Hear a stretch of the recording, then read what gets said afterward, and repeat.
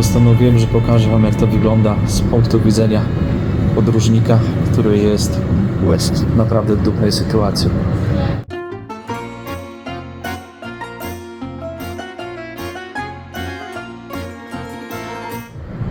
Witam Państwa serdecznie w nowym odcinku z serii przygody z dęgą malezyjską z Jak to daleko. Kurde, Malezja miała być zupełnie inaczej grana, ale że teraz w szpitalu tutaj prywatnym w Serembo, nie pamiętam nazwy, słuchajcie, temperatury mam 38 stopni i no jest grubo. Zaraz Wam opowiem, co wczoraj było, czego nigdy wcześniej nie miałem. Ale na ten moment zostawcie łapeczkę, komentarz, podajcie odcinek dalej, no bo w sumie postanowiłem, że pokażę Wam, jak to wygląda z punktu widzenia podróżnika, który jest w naprawdę dupnej sytuacji, naprawdę dupnej. O, zobaczycie w sumie od środka, jak to wygląda i z czym to się je w trakcie podróży. Akurat wypadłem na Malezję. Zapraszam na odcinek, szanowni państwo. Dostałem kolejną kroplówkę. Co tam teraz leci? Cholera, nie wiem, co tam teraz leci. Ale to nie są wody mineralne, coś innego leci. No i dostałem jakoś tutaj ampułka wisi. Tam są w ampułce lek na zbicie... Kurde, coś w brzuchu mi lata. Na zbicie temperatury. Teraz słuchajcie. W ogóle, żeby być w tym szpitalu na wstępie, jako obcokrajowiec, bo to jest szpital prywatny, no myślę sobie, kurczę, jak będzie jakaś lipa jak dęga, bo gość mówi, że dęga, po badaniach z morfologii wyszło, że dęga, no to, a wiecie, jak tutaj jest to codzienność, no to znają się. Myślę, dobra, nie będę kombinować, jechać do szpitala publicznego. Teraz uwaga, samo wejście, żeby zaczęli leczyć, cokolwiek robić, wpłaciłem 3700 zł po to, żeby zaczęli robić cokolwiek. To jest taki depozyt. Zapytałem od razu tego lekarza, ile tak mniej więcej będzie kosztować, nie wiem, 4-5 dni. 5 dni z wyżywieniem, spokojem.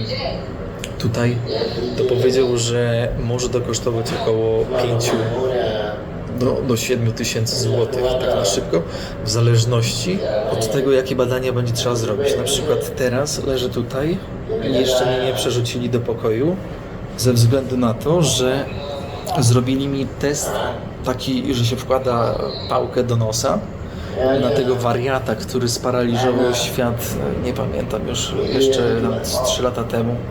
Pamiętacie wariata? O, na pewno pamiętacie.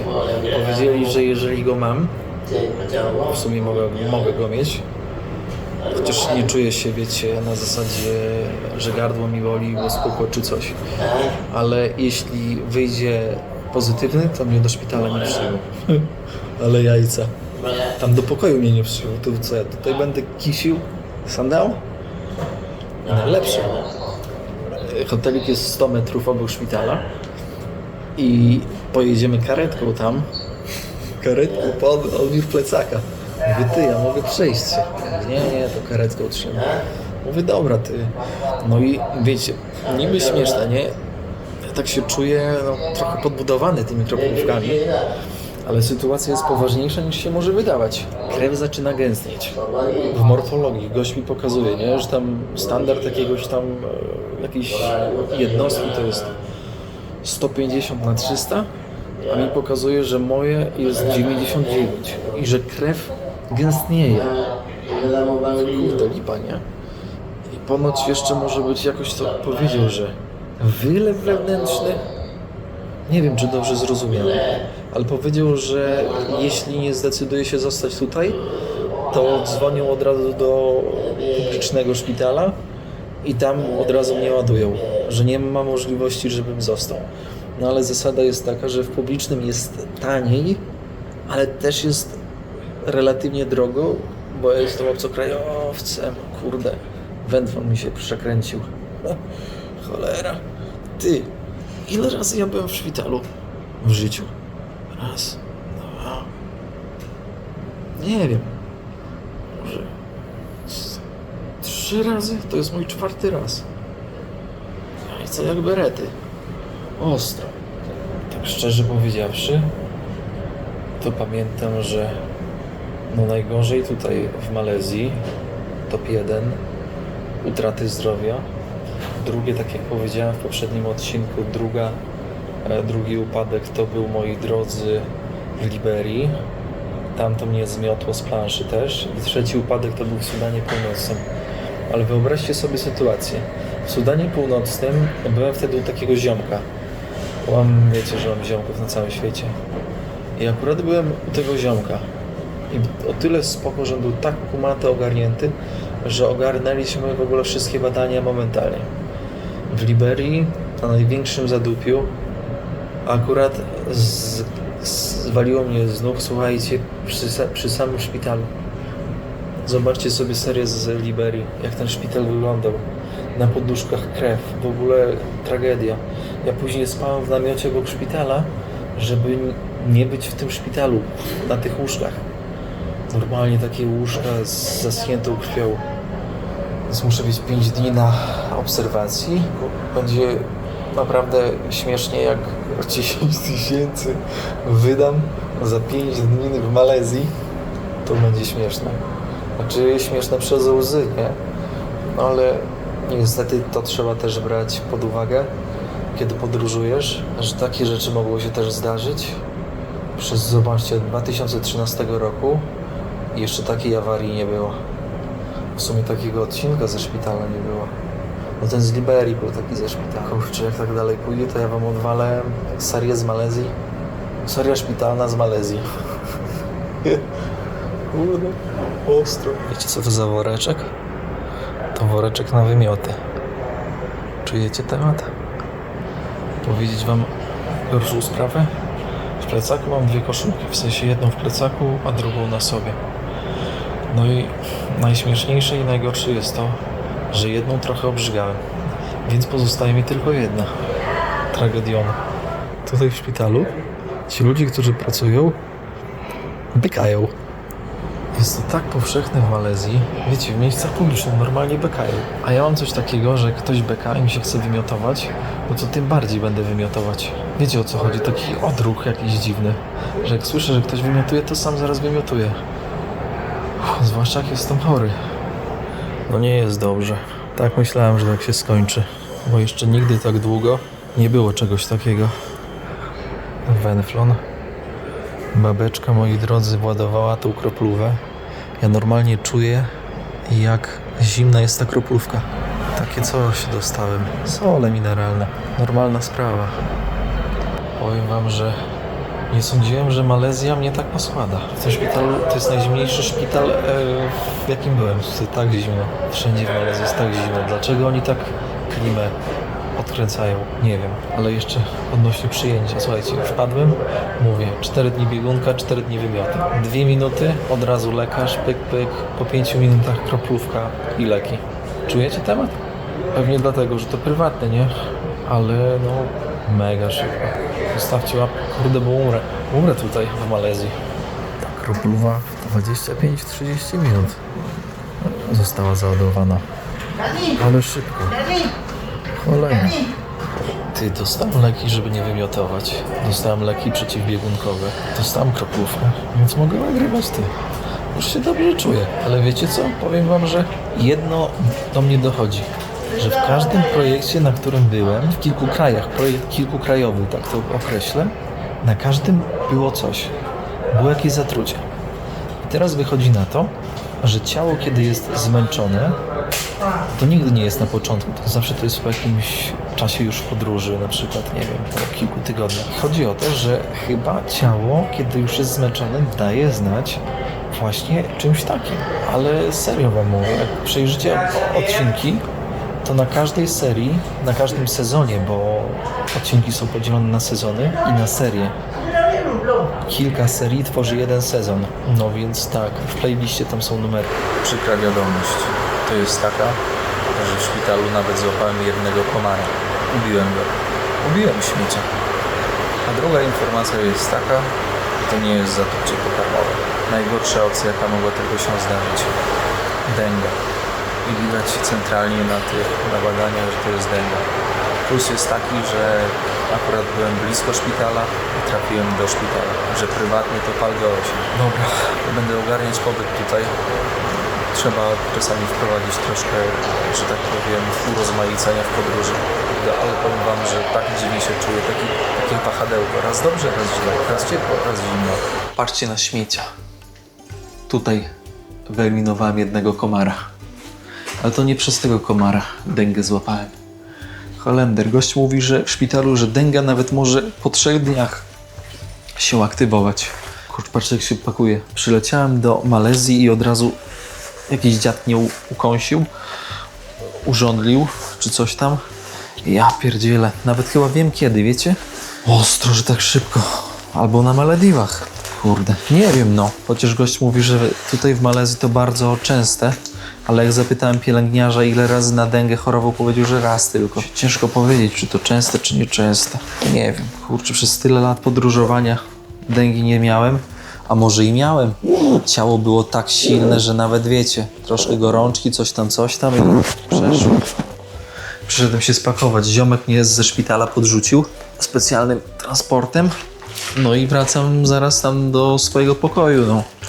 Na swoje wczasy malezyjskie. Boże, jak to spakować teraz? Wyobraźcie sobie, że 2 dni temu śpię sobie, budzę się o 5 z kawałkiem, dotykam swojej koszulki, tamtej drugiej. O, ona cała mokra, jak z prania. Dotykam bokserek, one mokre. Mówię, ty, łóżko dotykam, mokre całe. Poduszka, mokra. Mówię, ty, no nie, zsikałem się. Ale mówię, że aż tak? Tak wiecie, rozkminiam, wącham i tego. Włączyłem światło, patrzę. Kurde, jakoś tak zimno. Wstałem.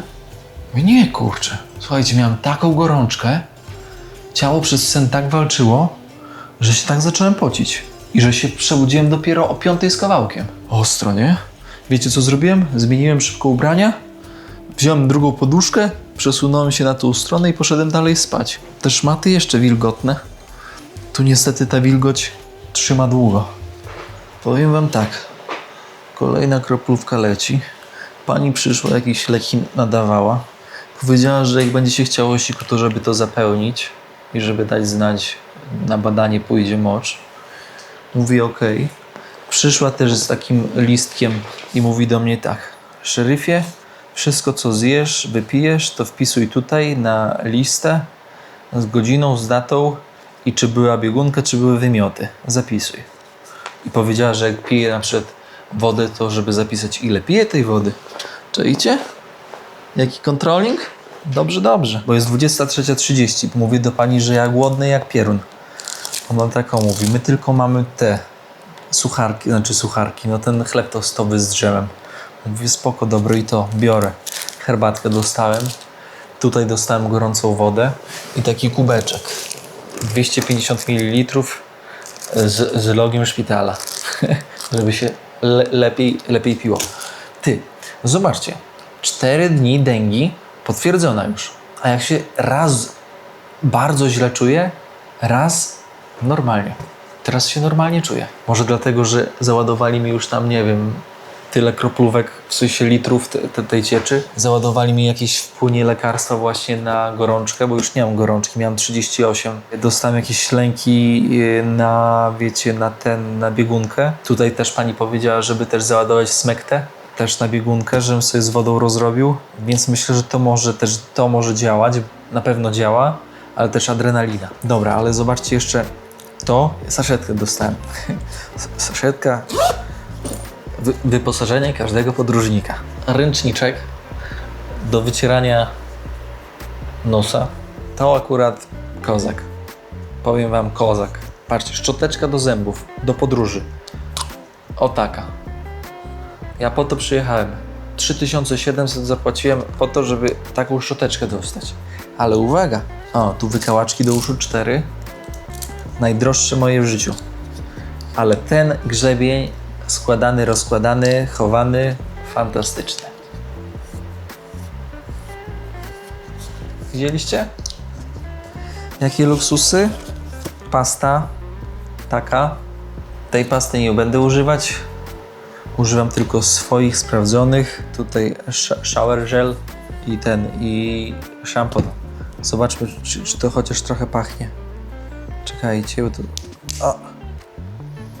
O, ładnie. Pachnie, już tutaj kierownik zepsuł. No i wszystko. Nieźle. Ty, zdrowie kosztuje. Zdrowie kosztuje, powiem wam. Kurde. Najgorzej. Wiecie co? Gdyby na przykład był tutaj szpital publiczny blisko, na zasadzie 2 kroki, fizycznie 2 kroki, nie tam, że na zasadzie 2 kilometry stąd, no to pewnie bym do tego szpitala publicznego poszedł. Nie rozważałbym tego. Pomyślałem sobie, że kurczę, no sytuacja jest tak słaba, 4 dni męczarni i kurde, chyba nie ma co za bardzo tutaj naciągać struny. Bo ja jestem z tych osób, które bardzo naciągają strunę, które bardzo przesuwają tą granicę. I Hania do mnie mówi, Tomek, ja wiem, że ty masz szeroko przesunięte granice, ale może jednak warto pójść do szpitala. No i chwała jej za to. Chyba sam bym nie poszedł. Bym przeczekał do jutra. Wziąłbym mi Forusa i przeczekałbym do jutra. Ty, mogę wam pokazać, jak ten pokój wygląda, ale z pozycji tego siedzącej, bo przykotwiczony jestem. Tutaj jakiś sprzęcik do kroplówek. Tutaj szafka. Telewizor. Nie wiem, co ja mam tutaj niby oglądać. Tutaj korytarz z okienkiem, żeby dziewczyny mogły mnie podglądać. Tu łazienka. Tutaj kontakt. Tu jakby coś się działo, to przyciskam. Ogólnie bardzo mało ludzi tutaj jest. W sensie na oddziale, na tym hotelu prywatnym. W sensie w hotelu szpitalnym. Ja uważam, że lokalni to na pewno ładują do tego szpitala publicznego. Czy to nie jest tak, że wiecie, tutaj każdy lokalny sobie może na takie coś pozwolić? Że to jest naprawdę wyższy poziom, że tak powiem, finansowy, ale to trzeba by było zapytać kogoś, kto tu mieszka.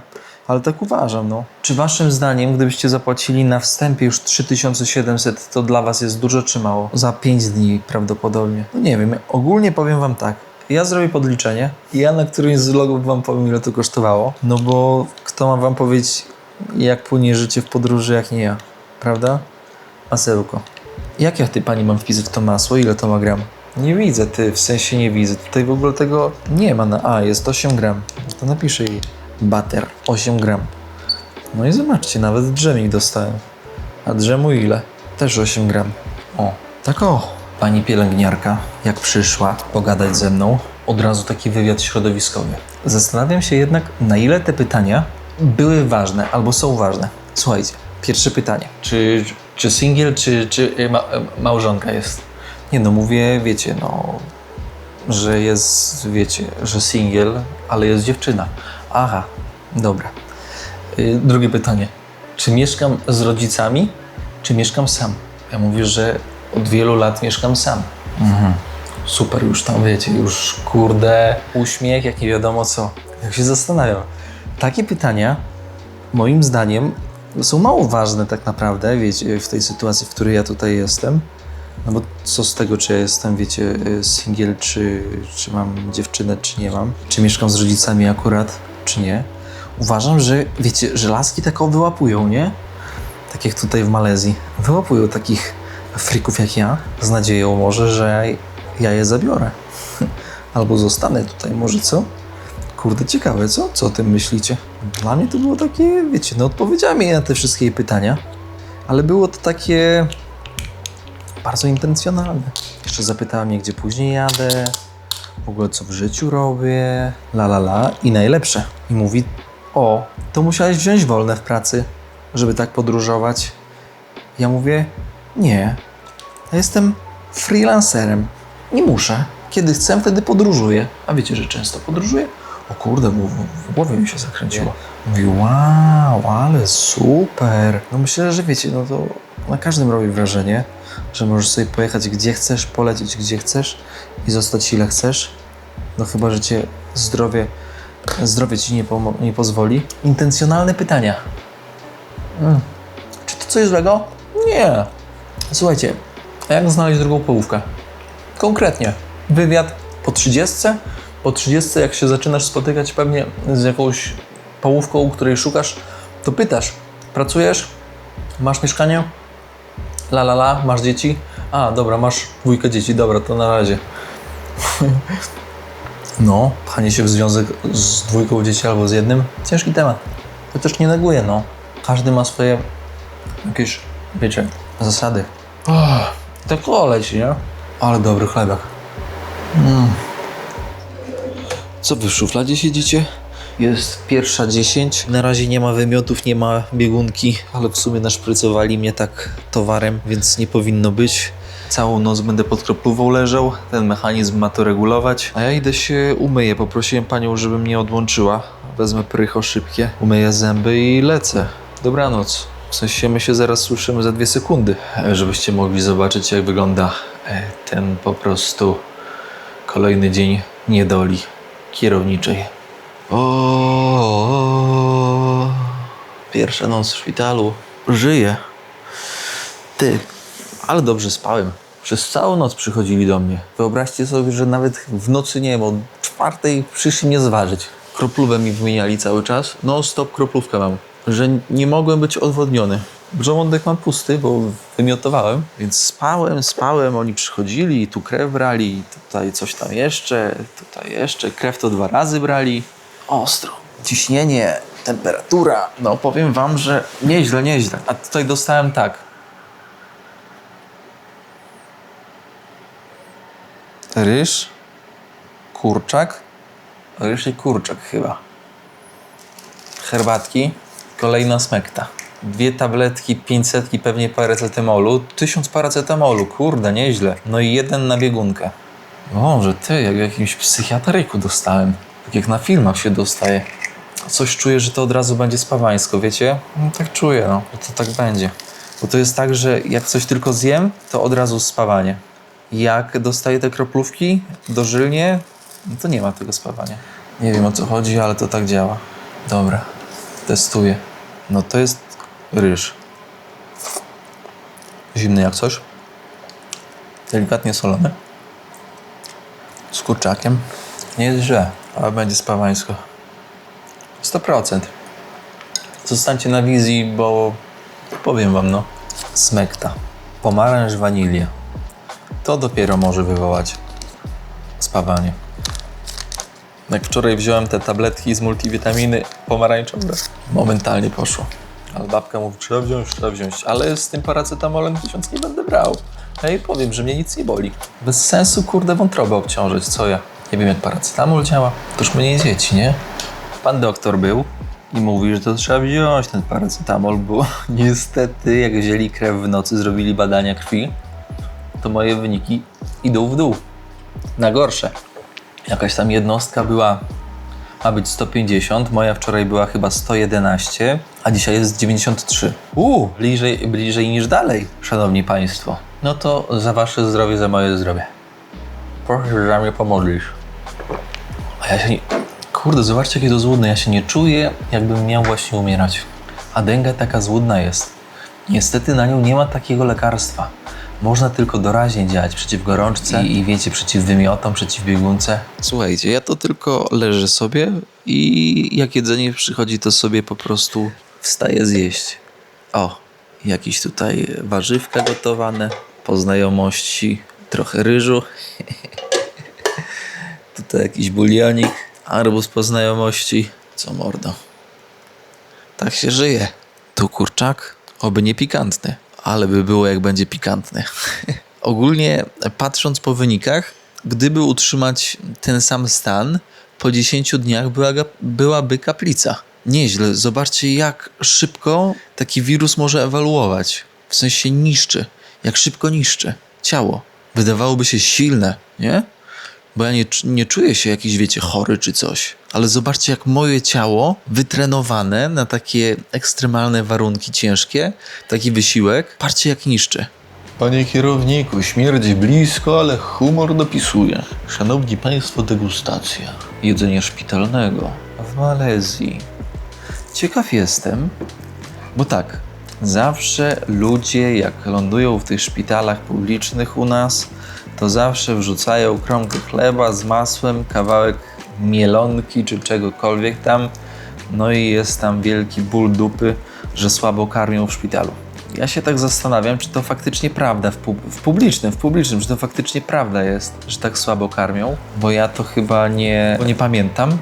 A ciekaw jestem, jak jest w prywatnych w Polsce. No bo wiecie, no, w prywatnym to powinno być chyba tak jak tutaj. No, że powinien być dobre jedzenie. Największy zabójca na świecie. Ugotowany, zostawiony na długo, a później odparzany. Ten akurat trochę ciepły. Tutaj by chyba sobie nie pozwolili na to, żeby robić taką siarę, bo ryż faktycznie, on bakterie momentalnie łapie. Jak dobę postoi, to już dajcie spokój całkiem. Wiecie, w domu to w domu, nie? Ale tak na ulicy, czy gdzieś w trasie, w Azji, trzeba uważać na to, ale nie ma opcji. No, po czym ty rozpoznasz? Co? Po strukturze ziarna ryżu ugotowanego? Nie rozpoznasz. Możesz tylko i wyłącznie liczyć naprawdę mówić sprzedającego. Pawła. Mam takie lekkostrawne dzisiaj. Jeszcze tutaj kurczę. Dużo czerwonego. Wygląda jak pikantne. Ale ja przecież pikantnego nie mogę. Bo ja chyba mam jelita. Oj, przepraszam, podrażnione. Od wczoraj do tego momentu przyjąłem najwięcej leków w swoim życiu. Ja w rok to przyjmuję może raz czy 2 razy ibuprofen. O tej sytuacji, no to już tyle leków przyjąłem. Dobra. Zobaczmy tego pikantnego wariata. Od razu. Jak pikantne, się nie cykam. Biorę rakietę. Tutaj jest taka rakieta. Klikam i od razu pani przybiega. I od razu burda. Co to jest? Płacę, wymagam.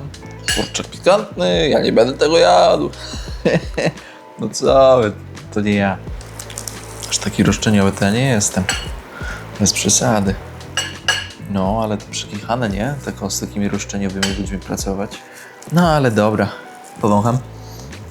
Nie, chyba to nie jest ten sos pomidorowy.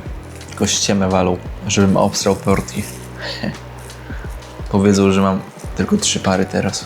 Kurde, nawet piżamki nie mam, żeby się poczuć jak w szpitalu. Ale pikantne.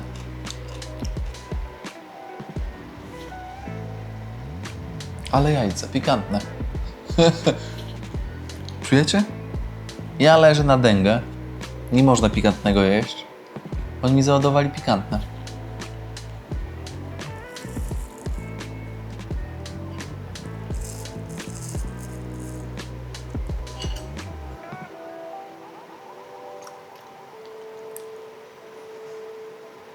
O matko.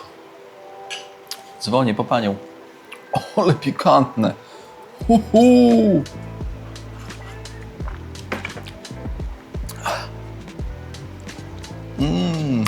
Panie doktorze.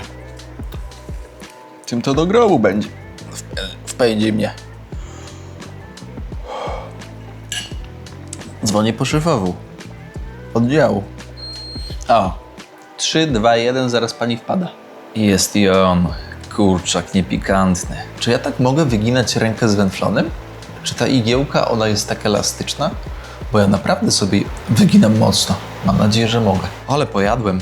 Miejmy nadzieję, że nie będzie po tym jedzonku zemsty Malezyjczyka, moi drodzy. Tyle zemsty Malezyjczyka, co ja przez ostatnie dni przeżyłem, to ja nie pamiętam, żebym ja, moi drodzy, przez ostatni rok 2025 przeżył. Tyle wymiotów i tyle wizyt w toalecie nie pamiętam. Zobaczcie, jaki jest internet na oddziale. Pobieranie 124 MB. Upload 220 MB. Wrzucenie jednego odcinka będzie trwało 5 minut? Czujecie? Wow, chyba będę jedyną osobą w szpitalu, która będzie wrzucała coś na YouTube'a. Ale szybki internet. Pani wpadła na pełnej petardzie. Mówi, numer malezyjski podaj. Mówi, nie mam numeru malezyjskiego. A jaki masz? Mówi, z Polski. O, jak to z Polski? Mówi, normalnie. Ty, to mogę ci podać numer polski i na WhatsAppie możesz do mnie dzwonić. A, dobra. Pyta się, gdzie później jedziesz? Ja mówię, do kolejnego kraju. Ale wrócisz do Malezji? Mówi, nie wrócę, bo tu dęga. Ona taka zmartwiona. Śmiech na sali, jaja jak berety. No i taka obrażona poszła. Coś tam zapisała i poszła. Wydaje mi się, że będą musieli to zgłosić. Aha. No a co? Przyjechał biały, dęgę złapał od razu. Lipa. Bo to nie jest takie hop-siup. O Boże, Boże! O kurde, zorientowałem się, że mi gwizdnął gość czekoladę na deser i takie samosy. Jak to się stało, nie wiem. Czemu on mi to gwizdnął? Spałem, nie zjadłem, po 30 minutach gwizdnął mi. Tą czekoladkę bym sobie tam zostawił. Na kolację dostałem sok wyciskany stopami jakiejś teściowej z Malezji. Sałatka, posiekanymi warzywami, kapusta jakaś, papryka, ale obsmarowana jakimś, nie wiem, sosem, który kompletnie nie przejdzie. Mam taką dywersję do silnych zapachów, jak jest jakiś sos, na przykład to, jak tylko powącham, od razu mi się... Nawet poprosiłem panią, żeby ten odświeżacz wczoraj wymontować, który psika, ten Airwick, bo normalnie od razu jak tylko wpadłem do łazienki, psiknęło, od razu na kibel. Jakaś taka wrażliwość właśnie na zapachy. Drugie to jest, ale mi się w ogóle jeść nie chce, drugie to jest chyba zupa grzybowa. Z grzybów malezyjskich. Na pewno są to malezyjskie prawdziwki. Słuchajcie, ja przez cały dzień śpię i chodzę siku. Piję, jem, śpię, chodzę siku. Piję, jem, śpię, chodzę siku. No i jeszcze, no tak o nie? Nic nie robię. W sensie jest coś takiego, że jak chcę coś zrobić, to się szybko rozpraszam. Szybko mi się tak trochę w głowie kręci. Szybko jestem rozkojarzony. Nie mogę zebrać myśli. To nic nie robię. Zupa z proszku. Tak oto wygląda. I tutaj jest, kurde, powiem wam tak, ryż zasmażany z serem. Ale on dobrze wygląda. On nie wygląda źle. Tylko najgorsze jest to, że jak ja go wącham, to już mi się źle robi. On jest tak aromatyczny. Ten ser tak przebija. I normalnie aż mi tak serce zaczyna szybciej bić. I od razu wiem, że ciało mówi: nie, Tomek, jak ty zaczniesz to ładować, no to zaraz zwrócimy do tego półmiska. O, z drugiej strony przydałoby się zjeść, żeby była energia. Patrzcie jak bicki spadły. Co to w ogóle jest, ty? Ostro, ciekawe ile kilogramów spadnie. Jak pani mnie ważyła na przyjęciu, to ważyłem 76,5. Przy wzroście 1,88 m. Waga dobra. Bardzo dobra. Tylko ciekawe ile teraz spadnie. Zjem sobie i zrobię miksturę, która mnie uleczy bardziej niż szpital. Wyciąg z goździków. Woda goździkowa. Woda goździkowa działa przeciwwymiotnie, przeciwzapalnie, przeciwbakteryjnie. Mam nawet dzbanuszek, mam gorącą wodę. Oni nie znają moich zamiarów. No myślę, że goździki nie zaszkodzą tutaj niczemu. Ty, jak oni mi przynoszą tak pikantne jedzenie, jakieś samosy na głębokim oleju, no co ty? Oni oszaleli? Dobra, zwracam honor. Nie robię goździków, nie robię herbaty zielonej z miętą, ponieważ tak, ogólnie przy dędze to moja krew przestaje krzepnąć. Jest bardzo mało trombocytów odpowiadających za krzepnięcie. W praktyce to działa tak, że jakbym się teraz wywalił na chodniku i miałbym teraz ranę, to by ciekło jak z wodospadu. W goździkach jest eugenol, który rozrzedza krew jeszcze bardziej. Więc jeżeli ja i tak mam rozrzedzoną krew, bo brakuje mi tych trombocytów, no to może być krwotok wewnętrzny. Kurczę, widzicie? Trzeba uważać, a nie na chłopski rozum czasami. Dobrze. Doczytałem sobie, nie? Więc w sumie nie będę nic robić. Piję wodę z solą troszkę i tyle. I tutaj nie dotykam nic innego. Trzeba uważać. No, więc te trombocyty spadają mi. Od przyjścia tutaj idą w dół cały czas, stopniowo. Więc w pewnym krytycznym momencie, najgorszy moment jaki może być, no to jest jakiś taki wylew wewnętrzny. Mam nadzieję, że żadnego nie będzie, nie? Jak go zatrzymać wtedy? To jest, kurczę, przekichana sprawa. Słuchajcie, moi drodzy, kończymy na dzisiaj odcinek. Bardzo wam dziękuję za dzisiejszą posiadówkę na sali szpitalnej, z której de facto nie wyszedłem dzisiaj. A jestem jak w więzieniu. Naprawdę. Tak się czuję. Więc tak, no zobaczyliście jak wygląda dzień. taki monotonny dzień w szpitalu, gdzie człowiek próbuje przetrwać i zwalczyć dengę, wirusa dengi. Dziękuję bardzo, zostawcie łapeczkę, skrobnijcie komentarz i podajcie pocztą sandałową odcinek dalej do swoich znajomych, żeby przestrzec ich przed dengą. Na zasadzie nie przestrzec, tylko doedukować, jakie są objawy, bo to też jest bardzo ważne. Wy widzicie teraz, jak ja się zachowuję, jakie mam symptomy, że na przykład jestem bardzo wrażliwy na zapachy, że na początku to odcięło mi w ogóle wszystkie kończyny, że ledwo się poruszałem. Więc to są rzeczy, które gdzieś tam podświadomie zapamiętacie i mogą wam uratować dupę. No bo nie będziecie myśleć przez 10 dni, że dobra, to jutro pójdę do szpitala, tylko wcześniej pójdziecie. No więc mam nadzieję, że to wam pomoże i wyciągniecie wnioski w razie czego. Trzymajcie się. Czołem, ja odpoczywam. Czyli tak jak cały dzień. Do usłyszenia, do zobaczenia. Pozdrawiam. Z Malezji. Dominiku, wstajemy. O, głupie w krzyżu, człowieku. O, a denga jeszcze szpik kostny atakuje. Czujecie bit?